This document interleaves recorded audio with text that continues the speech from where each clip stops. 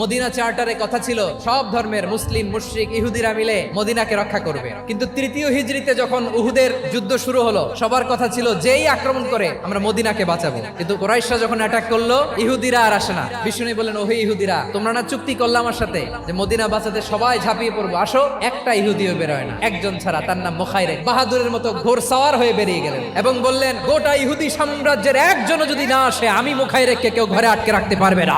বেরিয়ে আসলেন, এসে বললেন, আমি মুহাম্মদের পক্ষে যুদ্ধ করব। আমি মারা গেলে আমার সম্পদ আমার উত্তরাধিকারীরা পাবে না, আমার সম্পদ তোমরা মুহাম্মদকে দিয়ে দিবা। সুবহানাল্লাহ বলেন। উহুদের ময়দানে 70 জন মুসলমান শহীদ হলো। এই ইহুদি, সেও মুসলমানের পক্ষে যুদ্ধ করে নিহত হলো। মুসলিমদের লাশের পাশে মুখাইরিকের লাশ দেখে বিশ্বনবী মুখাইরিকের প্রতি অনেক খুশি হলেন। আর বিশ্বনবী খুশি হয়ে বললেন, মুখাইরিক, যদিও তুমি ইহুদি, তারপরে তুমি সব ইহুদিদের মধ্যে সেরা ইহুদি। পড়েন সুবহানাল্লাহ। আমার নবী ইহুদিকেও সম্মান দিতে কার্পণ্য করে নাই। আওয়াজ করে বলেন আল্লাহু আকবার।